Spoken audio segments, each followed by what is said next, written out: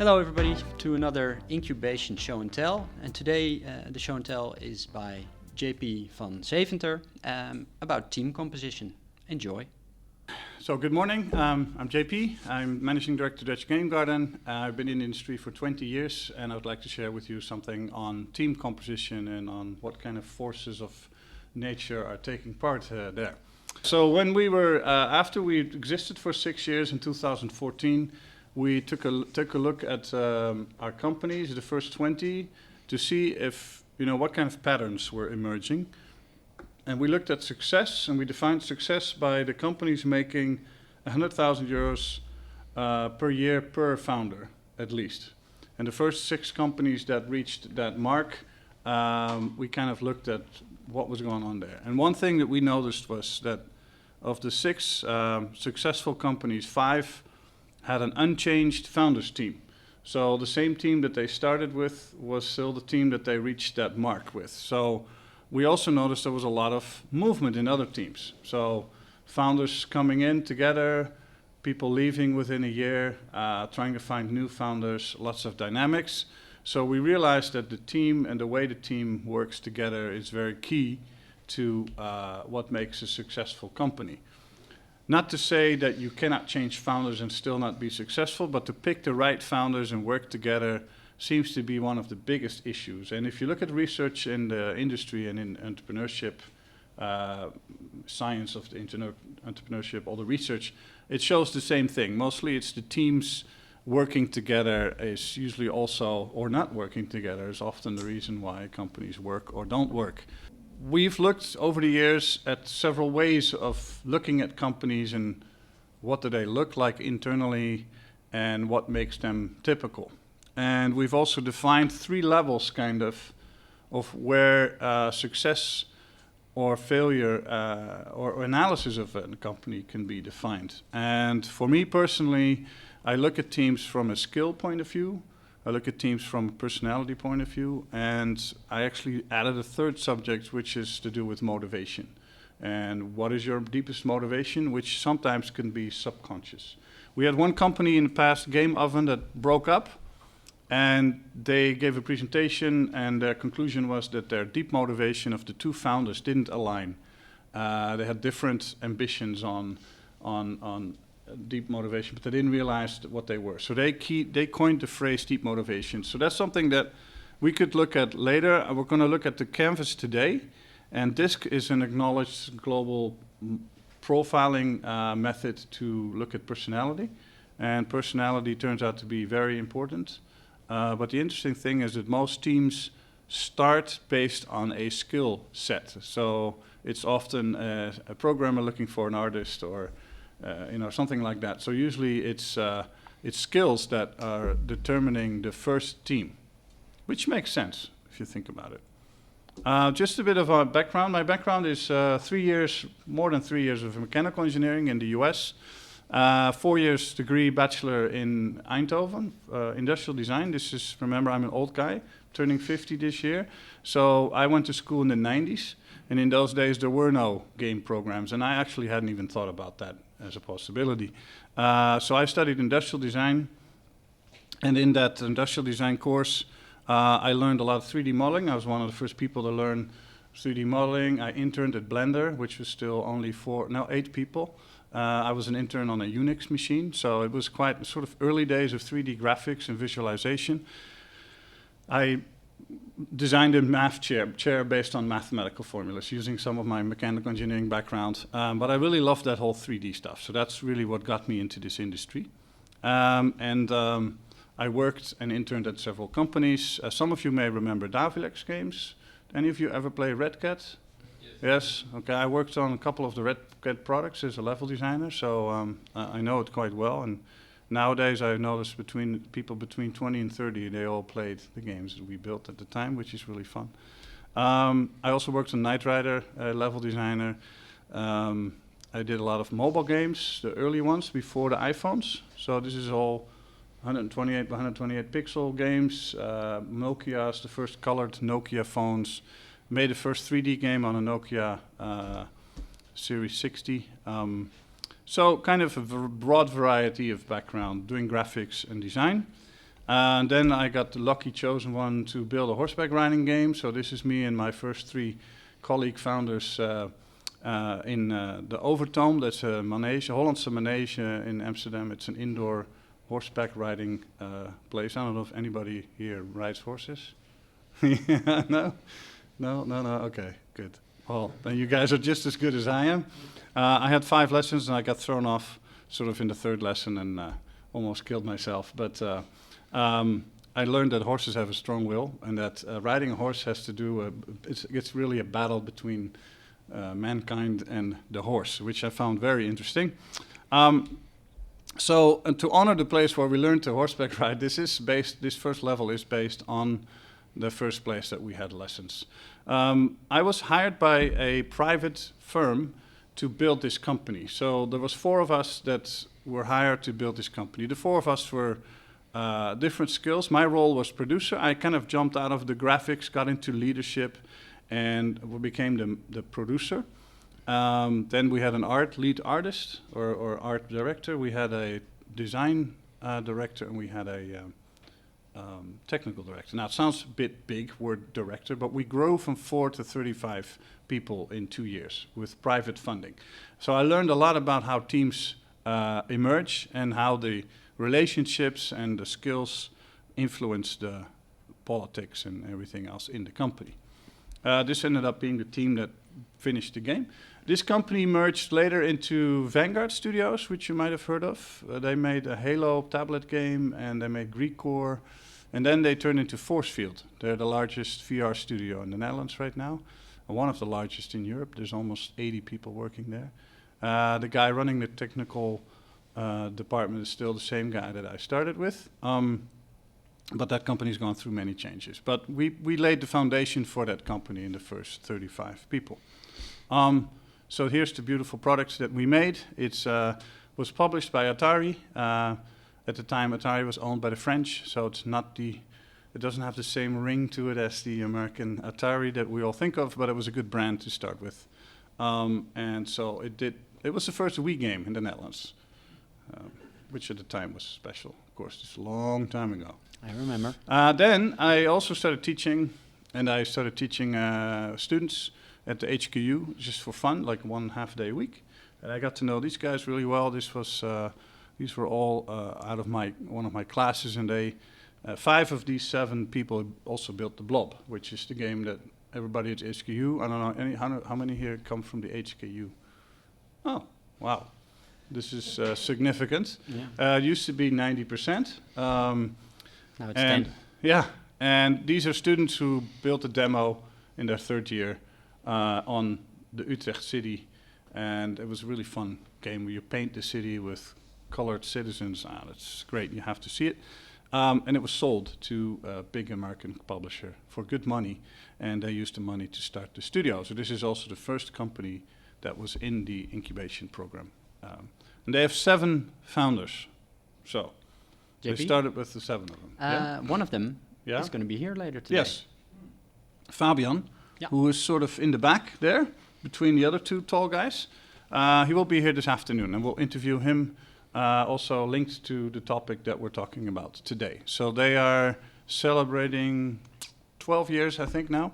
So it's going to be interesting to hear some of their experiences. And I guarantee you this was not always easy as a team. So they just kind of were classmates and friends, and they started with the 7 of them.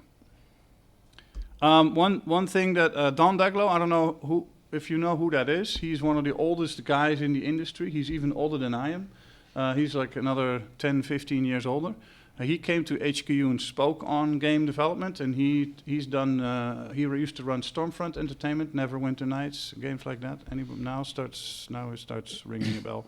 He's also in the Hall of Fame of the arts of interactive arts. So he's quite an achieved guy, and he came to HQU and he opened his talk with this sentence. And what he here is saying is very important for this target audience. Being an entrepreneur enables me to make the games I want to make. What he's saying is that entrepreneurship for him is not a goal, it's a means to an end. he's basically saying entrepreneurship is what enables me to be the artist I want to be. Now that's interesting, because if you go to a business school, entrepreneurship usually is the goal. For a lot of you guys, entrepreneurship is a way to get to something cool that you want to make. Now, that's very important because it shows a difference in motivation. And sometimes it also explains why game entrepreneurs or creative entrepreneurs in general are willing to live on a lot less money because they have this sort of higher goal. And I think it's really important for this group to realize that that's often your motivation. And that's why you're also often making non-business decisions. But what he's actually saying is, the better I am at entrepreneurship, the more likely I'll be able to build what I can make. So it does not make entrepreneurship less important. If you want to reach an island and you have a boat, you better take care of that boat and make sure it's big enough and make sure... Huh? Build an engine on it. Yeah, that would even be better, because I do think there's a lot of people rowing to England from, in this analogy. I think a lot of Indies are rowing a boat, and they should buy an engine of some kind. But it's an interesting statement, so that's why I use it. So hold on to this one. That's an important one. I also talk to a lot of companies starting out of school. Who here has come right out of education into this company? Yeah? Still in school? How many of you are still in school? All right. So I give this little slide deck here. This is all working up to my theory, but I'm giving you a bit of background. This is you right now. Your average student income is what you live off, and your average student expenses are sort of similar, except for the loans that you're taking nowadays. This is all still based on my past. We had it I know easier. It's not fair. I just want to realize that while you're designing your company, one of the things that, because you're young, you don't realize all the phases that are coming. So I'm going to give you a little bit of future ahead. So this is all to kind of prep you for buying that engine rather than rowing a boat. So when you have your first girlfriend, your expenses will double. Just kind of joking around here, Lisa and Guy, I hope you guys can take this. Or your first partner, let's make it more politically correct. But you will still be living in a student house, but your expenses will go up. Then when you get an apartment together and you start planning annual vacations, it will triple. And then when you have, if you have a wife or a husband or a partner, you maybe have a kid, cars, insurance, vacations, of course. And now this is my stage, so I'm at this stage, sort of. So I just want you to realize that it just keeps going up. So whatever your business case that you have in your mind right now, it's not going to sustain you for the next 15 years. It's not. When you're mid-30s, you're going to have to be thinking about that level. So the decisions you make on your rowing boat right now, you may need to look at it for an upgrade. So that's just one realization. Because what I noticed a lot with the companies I worked with, because they came right out of school, they were still willing and able to live like students in terms of expenses in life. But it's really going to change. And so your business thinking should take into account that you work up to that level. Anyway, this was just a little side note. I give this presentation a lot to students as well, so anyway.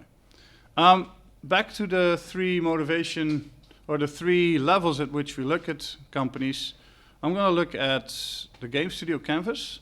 It's kind of a model I designed based on my own experience. The placement of the subjects has a lot to do with my philosophy on game development. Often I see a little pyramid where there's management first, and then there's creatives, and then there is all the lower level people working all the details. I really don't think that the management should be at the center of an organization. I have seen too many companies fail because game design was not in the lead. So I put game design in the middle because I also think it's the discipline that needs to connect all the other disciplines. Game designers really, in the heart, are people who are very good at communicating with all the different levels. So, but I've also put the management underneath because I think really good management is an enabler.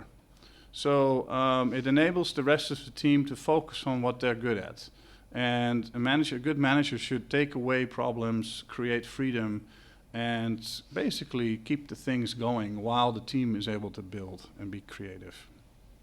A lot of programmers would put technology in the lead, but even though you can't do anything without programmers, that's true, they don't necessarily determine whether the game is going to be ultimately good or not. I think in the core, it's the gameplay experience that is leading.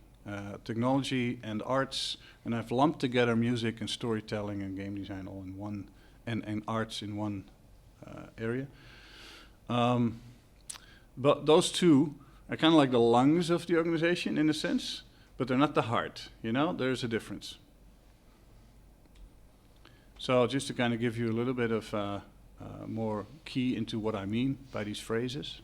So these are the phrases that kind of define those three disciplines, core disciplines. And the size of them kind of determines what I've seen on average. I would say on average, even if you look at guerrilla games versus a 20-people studio, there's probably 35-40% coding, 35-40% arts, and this may vary a little bit, but usually those are the two largest groups of people. Game design is smaller, but it's very key, it's in the middle, and business administration, of course, grows accordingly, depending on whether it's a small. And business administration has two sides to it, really. There's an externally focused side, which has to do with the business and the relationships, and there is an internally focused part that has to do with internal management. And that one becomes more important the bigger the group of people becomes. So when there's just 3 or 4 of you, internal management just means you're all sitting in the same room and you hear everything that's going on. That's typically how it works. And you may actually make a schedule together, and that's part of your management, but it's not as far much simpler than maybe running a company with 30 people. So then internal management, somewhere between 25 and 30, if companies are growing, they start hiring internal producers.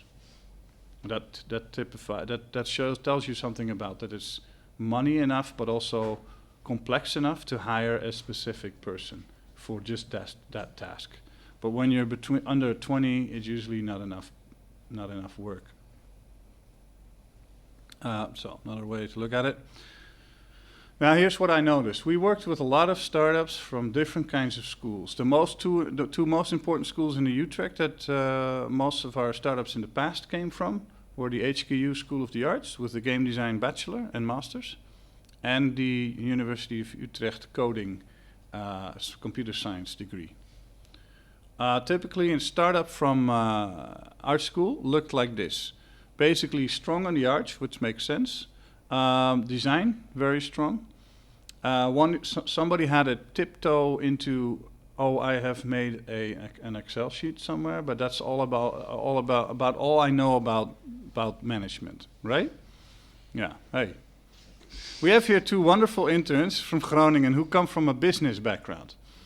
So they are coming from the schools where usually companies don't emerge. In the Netherlands, and this is all across the world, most game companies emerge from either a creative school or a computer science degree, rarely from a business degree. That's why people like Sven and Alisa are kind of rare in our industry, which is interesting. We're going to talk about that a little more. So this is typically the other type, right? Very strong on technology, good coders, often a few in there who like to write their own engines and stuff like that. Again, very few people with any kind of management or business experience. Then we have these schools, but they generally do not produce game companies because nobody here is able to create something. Unless one of those people already had programming experience from the past, something like this pretty much never produces a game company. Another problem is that often the company members are focused on the design, all interested in the product, very much focused on. I see it's the biggest mistake I see with young starting companies is to be completely product focused, not outward focused, not thinking about the network, the business, where it's going to be sold, how to sell it, how to reach the audience. Those are outward focused skills. Typically, development schools deliver these kinds of teams. They only look at the inside. They're all very interested in how it works as a player. They basically game design what they would like to play themselves. At some point, companies will have to wake up, and somebody in the team will have to become outward focused on the business, but also on the products, on the player, the actual player. Because there's a saying at the HQ, and I don't know who coined it, but the designer makes a bad end user.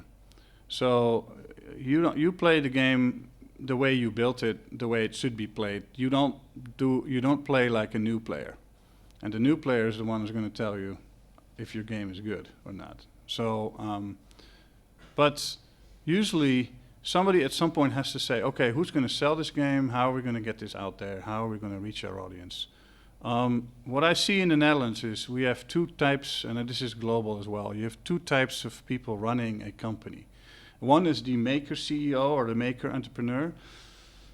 That's often one of the 3 or 4 founders that came out of a discipline.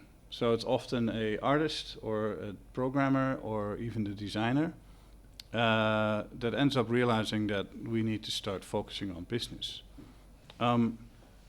This means sacrifice. So if you look at all the Dutch companies in the Netherlands, we have a lot of companies under 20 people. A lot, like most. And they are all run by one of the former discipline founders. If you compare that to, say, a company that's run by somebody with a business background, they're often the companies that are bigger. So let me just show you this slide.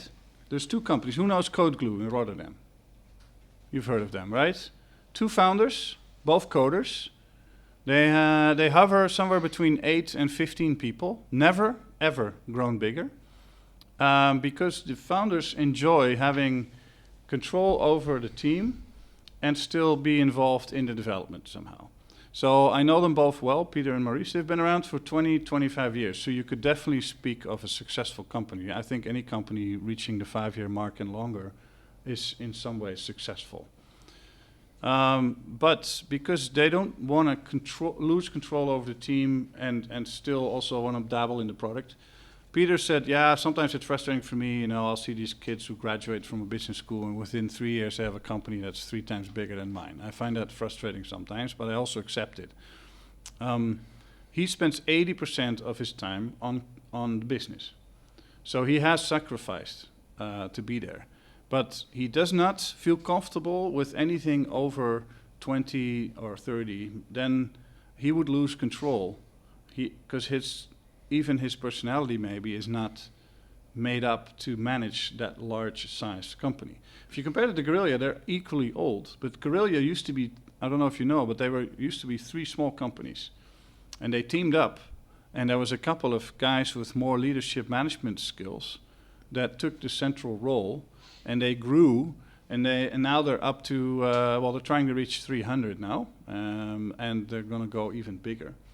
But it's run by a guy, Herman, who, if you look at his, I don't know if you ever looked at his LinkedIn profile, Herman Hulst, he has no development background, no programming, no design, nothing.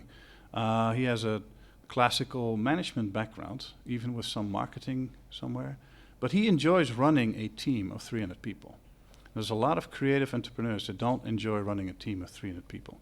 So you have to realize that the reason why they could do this successfully is because he completely focuses on that aspect, which is, more like people from a business school. Yeah? Well, I think part of that could also be problematic for the people working under them, because I have a couple of friends with Guerrilla, and 2 or 3 of them have actually stepped out of the company because of a burnout. Yeah. And I think that's what the guys from Code do want to avoid, is that they rise above a certain level where there is no more vision on what the team is actually dealing with, and it's much more sort of a management, the team sort of. But it could also mean that they're not meant to be in a big company. To run a big team, 300 creatively, and get them all in the same direction to get it Zero Dawn, which scored really, really high. I mean, it's very hard what they just achieved. Yep. You can't do that without being a bit of a dictator in some ways, or having some kind of structure where leadership very clearly defines what happens, and not everybody, not 300 people can have the same opinion on how the game should end up. I've worked in bigger companies. The biggest company I worked in was over 100 people.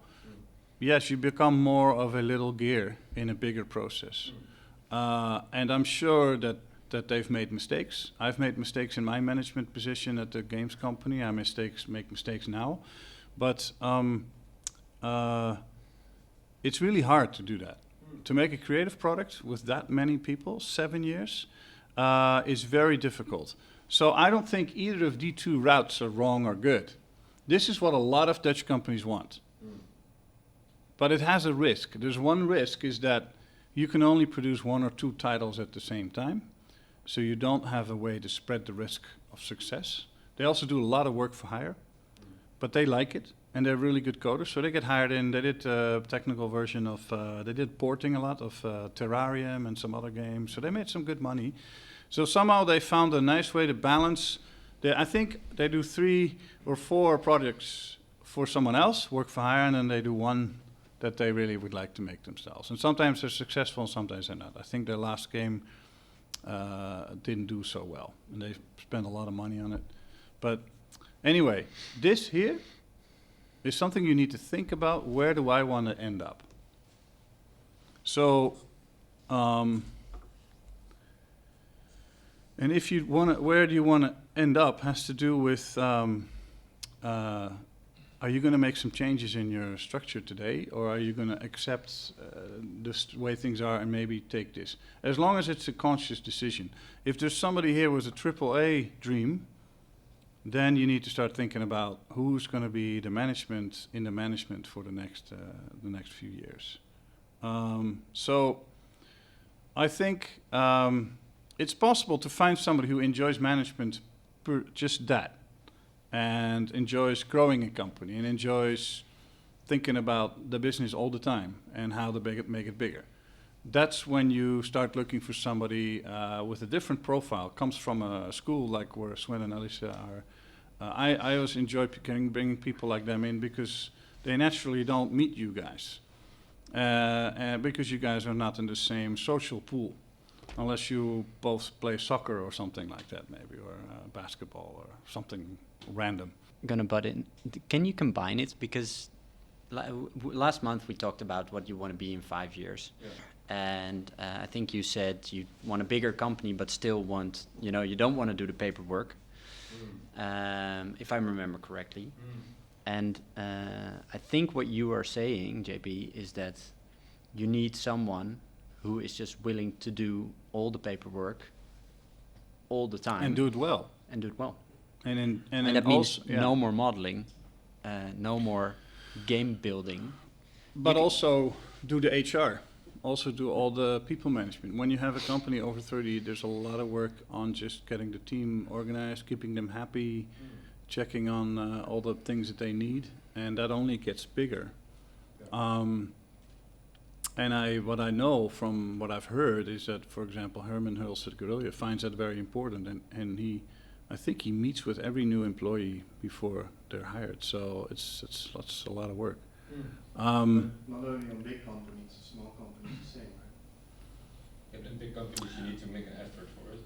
Well, here's what I'm trying to say. Anybody who runs a company up to 20 can still sort of combine some creative tasks with the management part. When you go beyond that number, it's impossible, unless you spread it with a bunch of founders, which they've done at Ronimo Games. The Ronimo Games is a confusing company because they have they have 7 founders, which already is quite a challenge, but then they have 3 of them that all have some kind of part of the management task.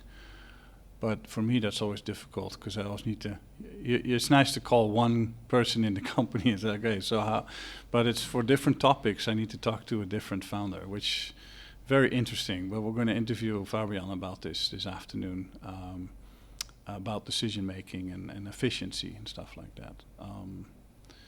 But generally, the bigger the company, the harder it is for one of the founders to just do and creative and business. And the other way around, if you want to reach a certain size, you may already need to sacrifice your creative ambitions now, or find somebody who will support you on the technical or even the entrepreneurial side of the business.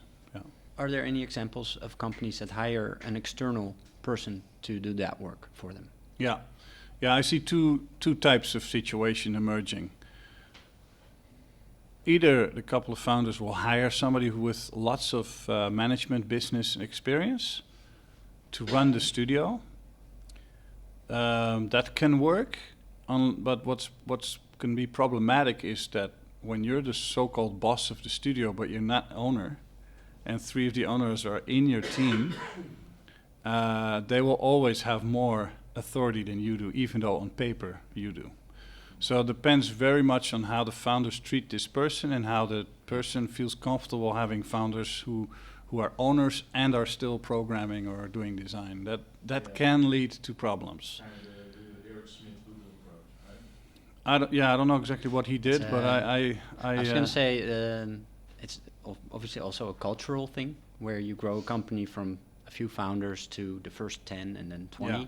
You get a certain culture in, and then if you get someone outside, from outside in, it's really difficult. Yeah. A good example, and maybe to keep in your sights for the next years, is maybe Paladin. Yeah, that was going to be the second example. Yeah, because Dirk de Geus has had the company not alone, but for a number of years, up to 30 people, something like more, that. Even 40, even 45. More. Yeah. But they want to grow the company, and he's stepped aside and got someone else in. I don't know who. Yeah, but the difference with that one is that person also has part of the ownership. So that was the other example I was going to use, is when there's talk of you bring in somebody who also you give a stake. That's more fair, and it commits them for longer, but it also gives them the same level of authority as the other founders. That is often works better, but it feels more scary. And the problem is you don't do that with an outsider often. But in this story with Paladin, this guy named Kai had already worked with them in the past as a business developer. Interestingly enough, he was hired earlier on in the process as a business developer. So he was still not an owner. He was just a guy in the team who was supposed to make sure there was more business coming to the company. And then he left to do something else for himself. And then they came back to him, but they gave him a stake. And that makes a difference, because then the authority is aligned in the right layer. Because it's really, I've seen some bad examples of founders getting a CEO, but then messing with the CEO's decisions on every level. And if one of them is even programming in the team that you're managing, and you're saying, look, this needs to be done by Thursday. Well, hey, no, I'm first going to do this because I'm the owner after all. It's very tricky. I don't know if you guys have done any studies in this stuff, but this is interesting material.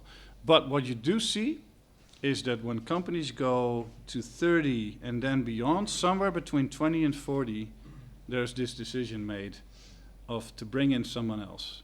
Also, when investors come in, say your company is really valuable after 10 years of hard work, or even 5, and an investor wants to step in, they often bring in somebody as well to do that part, because they realize the founders are not necessarily the best people to bring a company from 30 to 100. So it's an interesting switch somewhere, and this is universal. This is not just game companies. This happens. So often there's a moment where, maybe between 20 and 50 people, that the founder steps aside and doesn't stay the end manager. So interestingly enough, you guys are all, I assume most of you are creators by nature, or you have a passion for a product. That makes you, if you're the boss right now, that makes you the MBA, it makes you the creator, maker, entrepreneur. And it often means that the management part of entrepreneurship is not your favorite thing to do. But if you bring that sacrifice, you will. Derek, for example, brought that sacrifice. Derek from Paladin, he brought that sacrifice for at least 12 years. And now he's really excited about making some games again. So, interesting. So I think a good game developer is someone who likes to make a good game, which is most of you. And a good game entrepreneur is someone who likes to make a good company. So that's different. And sometimes you have to be a good game entrepreneur for a while to get to your goal. But that means if you're a maker by nature, it means sacrifice for you. Now, I think people from the schools that you guys went to here, the business schools, some really enjoy just making that company. And that's good, because the same energy that you get from creative games, they can get from building a company. So how do you find that person? Sometimes I see it as somebody you've known your whole life, you went to school with in high school, and they end up going a different path, and you run into them 15 years later and you're like, hey, we still have a click as a person, but you're really good at this part that I'm not good at. So that's interesting. Sometimes you see it's a family member. Sometimes you have to get to know somebody that you've worked with for a while in a certain situation. Anyway, something to think about. Another one, this is interesting group. Here is a very rare combination. I don't know how many of you know Vlambeer or know of them. They were one of our rockstar incubators. Rami and Jan Willem met each other at the HQ. Kind of unusual, because Jan Willem is really a game design talent, but he already was before he came to the HQ. He's been building games since he was 11 on Game Maker, and I've seen a lot of his prototypes, and I think you only run into somebody like him every 15 years, 10 years, because he's quite rare. He's fast, he's incredibly creative. He's also incredibly tenacious, vasthoudend in making a game right. I've seen him build a prototype in 2 days, which basically was the essence of the game. And then I've seen him tweak it for 7 months. So he's very, very anal about how to make it well, and in a good way. And then Rami is an exceptional entrepreneurial talent. I mean, he started as the coder, but his main talent is creating business, doing PR. He's created a brand out of Vlambeer in a way that I haven't seen much before. He's made a brand out of himself, so that's also a skill. This is rare, but here's an interesting balance between creativity and business. So I think it's important that whatever company you create, that there is a balance between the creative passion and the business. But somebody in the team needs to represent the business conscience. Otherwise, you're just going to make cool stuff that may not sell. So there needs to be this value. And these guys fight about every game that they make until it's balanced. He will always go for creation, Jan Willem, and Rami will also go for how am I going to sell this and how well. So make sure that your company doesn't lean towards creation, but that it involves the struggle with entrepreneurship. But it can be fun. Next time, we're going to talk about personality, because often the reason companies fall apart is not because of skills, but because of not getting along. And DISC helps people understand themselves and understand their team members. And it dominates, it treats 4 basic people types with variations leaning towards another type as well. So I think it ends up having 24 types. And this afternoon you're going to do a little light version of that to kind of have something to talk about the next time. And I think Arje is already going to talk to you a little bit about this afternoon.